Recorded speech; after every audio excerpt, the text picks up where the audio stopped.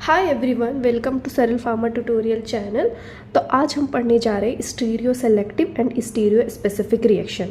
ये दोनों जो रिएक्शन है स्टीरियो सेलेक्टिव स्टीरियो स्पेसिफिक, ये बहुत ही कन्फ्यूज़न वाले, मतलब हम पढ़ते हैं लेकिन फिर भूल जाते हैं कि क्या था। बार बार ऐसे जाके बार बार देखना पड़ता है कि ये क्या है। तो देखो, दिमाग में एक चीज़ रख लो कि जो स्टीरियो सेलेक्टिव रिएक्शन होती है उसमें जो हम स्टार्टिंग मटेरियल जो लेते हैं तो उसमें दो प्रोडक्ट फॉर्म होते हैं, एक तो मेजर एक माइनर। ठीक है, एक 98% होगा तो दूसरा 2% होगा, तो उसको बोलते हैं स्टीरियो सेलेक्टिव रिएक्शन। पर स्टीरियो स्पेसिफिक रिएक्शन में क्या होता है कि कोई भी आइसोमर्स है जिसके दो फॉर्म है, एक सिस है एक ट्रांस है, मतलब वो दोनों भी स्टीरियो आइसोमर्स है। तो वो दोनों जाके दो प्रोडक्ट फॉर्म करेंगे, वो भी स्टीरियो आइसोमर्स होंगे। वो मीज़ो कंपाउंड्स हो सकते हैं या फिर एनेंटियोमर हो सकते हैं। और जितने भी स्टीरियो स्पेसिफिक रिएक्शन होते हैं वो स्टीरियो सेलेक्टिव हो सकती हैं, नॉट पॉसिबल, मतलब एवरी टाइम नहीं, पर हो सकती हैं कभी कभी। बट स्टीरियो सेलेक्टिव कभी स्टीरियो स्पेसिफिक नहीं हो सकती। तो इसका एग्जाम्पल देख लेते हैं। यहाँ पे जब इसका हम इपॉक्सीडेशन हो रहा है तो इसका जब करें तो ये 50-50% दे रहा है। तो क्या मतलब है, ये स्टीरियो सेलेक्टिव है। This is not a stereo selective.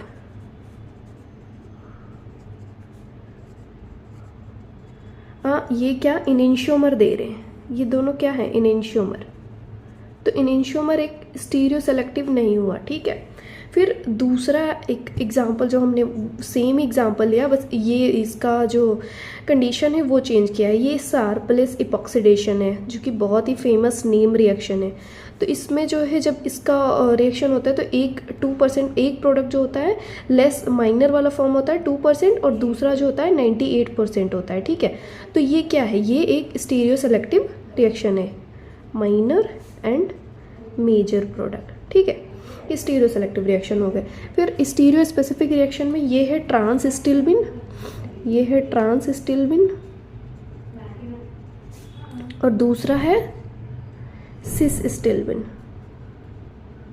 ठीक है, तो इसका जब एंटी एडिशन होता है ट्रांस स्टिल्बिन का तो ये एक मीजो कंपाउंड देता है, ये एक मीजो कंपाउंड है।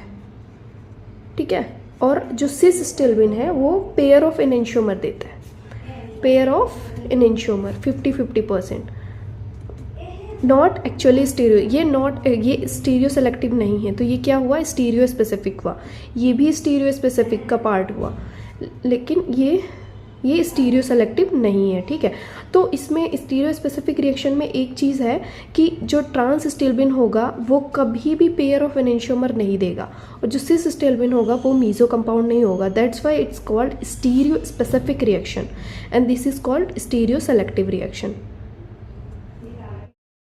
हाँ, तो हमने stereo selective and stereo specific reaction पढ़ लिया। इसका जो डेफिनेशन है, इन दोनों का डेफिनेशन और कुछ एग्जाम्पल है वो मेरे नोट्स में मिल जाएगा, वहाँ से आप नोट्स बना के पढ़ लेना। ठीक है, तो अभी जो नेक्स्ट है वो है एट्रोप आइसोमर्स। एट्रोप आइसोमर्स मतलब कि स्टीरियो आइसोमर्स इन बाइफेनिल कंपाउंड्स। स्टीरियो आइसोमर्स इन बाइफेनिल कंपाउंड्स।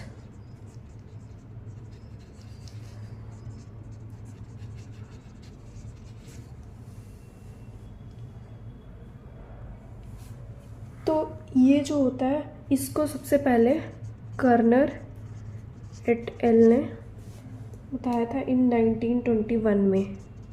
उन्होंने जो है सिंथेसाइज किया था एक 6,6 डाइनाइट्रो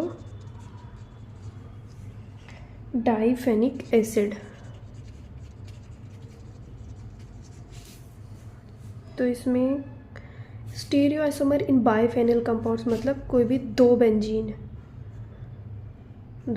तो देखो एग्जांपल देखो, ये हो गए दो बेंजीन, इसके ऊपर सब्स्टिट्यूशन है COH COH NO2 2।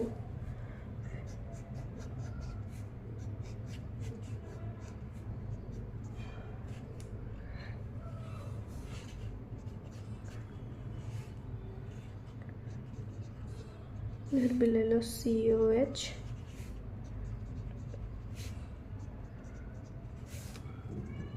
ये क्या है, ये दोनों इनेंशियोमर लग रहे हैं। ये इनेंशियोमर है, इनेंशियोमर ऑफ 6,6 डाइनाइट्रो डाइफेनिक एसिड। ठीक है, तो एट्रोप आइसोमर्स के डिफिनीशन क्या होगा? तो एट्रोप आइसोमर ऐसे स्टीरियो आइसोमर्स होते हैं जिसमें हिंड्रेंस ऑफ बॉन्ड रोटेशन होता है, that single bonds due to steric making the isolation of individual isomer possible, and these types of isomers are known as atrop isomers। ठीक है, इसके कुछ कंडीशन होती हैं।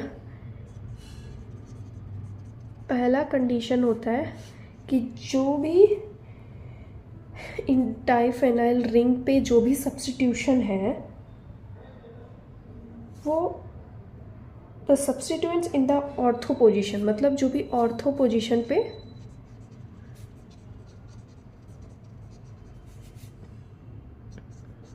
लार्ज सब्स्टिट्यूशन होना चाहिए, ऑर्थो पोजिशन ओनली कंसीडर्ड। ठीक है, और जो भी बेंजीन रिंग है वो कोप्लेनर नहीं होनी चाहिए, कैन नॉट बी कोप्लेनर। ठीक है, और इसका एक और कंडीशन है कि जो प्लेन ऑफ सिमेट्री है वो नहीं होना चाहिए, plane of symmetry should be absent in the molecule.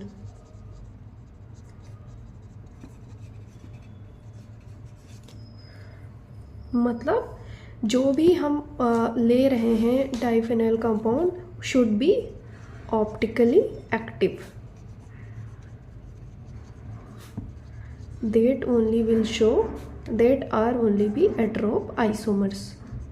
ठीक है, तो उसका बस डेफिनेशन ही इम्पॉर्टेंट है, ज़्यादातर वो नोट्स में इसका डेफिनेशन ही इम्पॉर्टेंट है, वो नोट्स में देख लेना। Okay, bye bye.